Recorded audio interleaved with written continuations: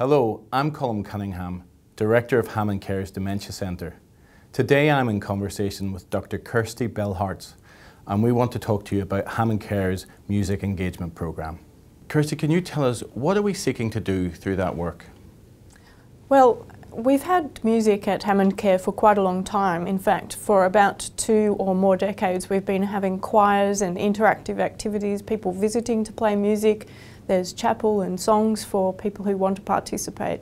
So we're really trying to take this further in a new way, and the new way is to embed it in the everyday model of care.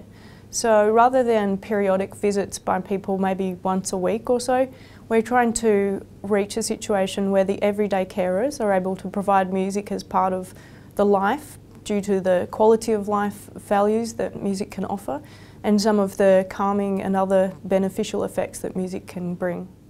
Was there anything when you were looking at the literature that stood out that were benefits of music in the lives of people? So some of the benefits that the literature tells us music can offer include, in some cases, a reduction in pain, certainly the quality of life and the psychological benefits, which include general happiness in certain circumstances. This is particularly if you get the right music for someone's favourite, preferred music, nostalgic music.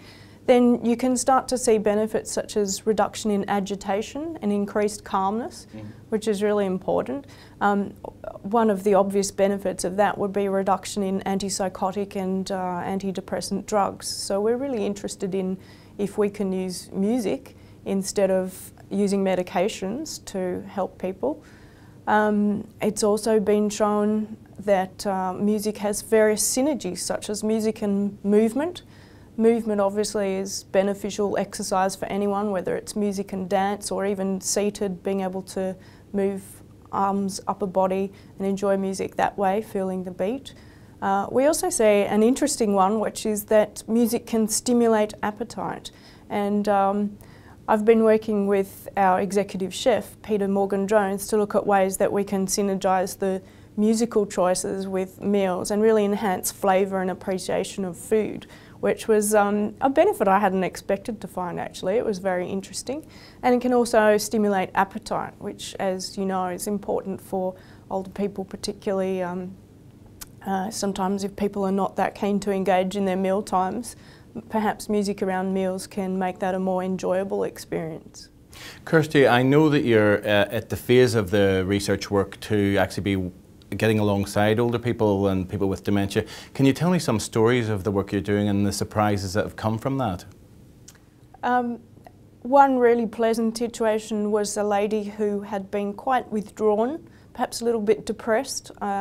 She hadn't spoken for many months, and staff were thinking that she didn't necessarily verbally communicate. And she didn't seem to express emotions very much, except sometimes actually anger and discomfort around things that upset her, like bathing and showering. So with some caution I approached her with a list of music that her friend had kindly suggested she really liked, and we were very lucky that we were able to find out the sorts of music she used to listen to through her midlife, and she used to go to concerts with this friend. So there was a long list of classical music, for example, in her case, and we were pretty sure we had the song she really liked. As soon as I put the headphones on her, her whole body language changed. She opened up, she sat up straight, she opened her eyes wide, which was a complete change in demeanour, and she burst into laughter. And the giggles and then humming and singing, clicking in time to the music, and you could tell she was actually familiar with some of the songs because she began to hum along to those. That was just a complete transformation of her appearance, and you could see she's enjoying that. And now I've heard that the staff actually give her music every day, and she responds in this positive way every day to hearing the music. So that was an emotional response that was absolutely more than we could have hoped for. And she also answered a couple of questions to me after that, so it did seem to stimulate her speech and acknowledgement, and I could see from that that she understood my questions and was able to recollect things about that music as well. Now, I also heard a story about somebody having a removal of a need for anaesthetic because of the use of music. Can you tell me a bit about that story? That was really exciting because, as you would know, anaesthesia, particularly general anaesthesia, can be an accelerant, or it can certainly set people back if they already have dementia. And so, you know, it's important to find ways to avoid that if we can. This lady had a dental appointment and was reluctant to open her mouth to have the dentist have a look. And her friend had the insight to suggest putting on the headphones and her favourite music on the playlist. And after that, she calmed down. You can imagine it was probably a stressful situation, so that was able to just appease her anxiety, perhaps, around the appointment. And listening to music, she complied with the whole process. And, you know, with older people, sometimes it is necessary to anaesthetise in order to conduct fairly routine procedures. So this was a great breakthrough that just saved from having to do that. Yeah, and you're absolutely right. The clinical impact and the dependency that the woman might have had if she hadn't, if she'd had an anaesthetic is significant. So it's a wonderful story. And I suppose what stands out is it's also about being ordinary, because we're all afraid of the dentist, and you know, finding ways to help somebody through that process is really important. Now, I know that the Thomas Foundation has provided support to allow this important work to go on. What do you think are some of the things that we're going to learn that will help people working in aged care in Australia and elsewhere? Well, I think it's tremendous, the response of the staff already. That tells me that it's really making a significant difference, that they find exceptional. Another story, if I may, is an example of a lady who had a fairly frowned face and looked upset for many months, and she never spoke, still doesn't talk, but it was difficult for people to know how to communicate with her. And I think one of the challenges we all have at home care, visiting relatives with dementia, and carers as well, even professional carers, is that after people stop speaking, or if they don't express their emotions, we need ways to connect with them, we need ways to reach them.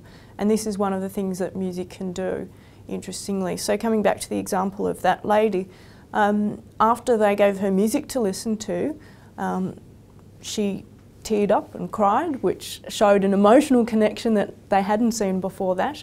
And she stopped grinding her teeth, which was something that had actually obviously troubled staff. It's quite a confronting situation, and it's not unusual for that to happen. But that shows us, I think, that there was an underlying agitation there, which wasn't related to pain or any of the usual things that they look after very carefully amongst the staff. And music was able to reach through that calming influence. And so I think for carers at home, in the community, for spouses and friends and relatives, or even visitors, younger children perhaps visiting their grandparents, it's really good to facilitate them in communicating with and connecting with people who have dementia. And I think it's very much about living in the moment and being able to share meaningful, purposeful moments. So when you get that emotional connection and warmth, then you can see that you're sharing an experience that's really memorable for the relatives as well as for the person concerned, and it's a meaningful, purposeful thing you can do together. Kirsty, can you tell me, why is music so effective? How does it enhance our mood and affect our brain? I think music's interesting. It's a little bit unique compared with other art forms insofar as it does affect us in many different ways. We do understand it cognitively, but we certainly have an emotional response to music as well. And it seems that when we listen to music, it triggers responses all over the brain, in different regions of the brain. And the interesting thing about that is that for people who perhaps have had a stroke affecting predominantly one side of the brain, or frontal lobe dementia, music is still able to reach them. So the fact that there's perhaps just one part of the brain that's stimulated isn't the case in music. And we see that even, for example, when speech is gone, if someone can no longer swallow and speak after a stroke, they can be physically quite affected by that, and yet music still seems to reach them. And an interesting example would be a person who doesn't converse, who nonetheless is able to sing, and sing words even, and recall words. And we've seen that with people who've had strokes. We also see that with people who have dementia, who are able to recall words and songs when they're set to music. So it's very interesting in that way. And then even if the ability to remember the song or comprehend it and the events associated with that in a person's life are not present, there's likely to still be an emotional connection. Kirsty, thank you very much. I'm really looking forward to, at the International Dementia Conference in June 2016, hearing all of the learning from the project. But thank you so much for now. Thanks, Colm.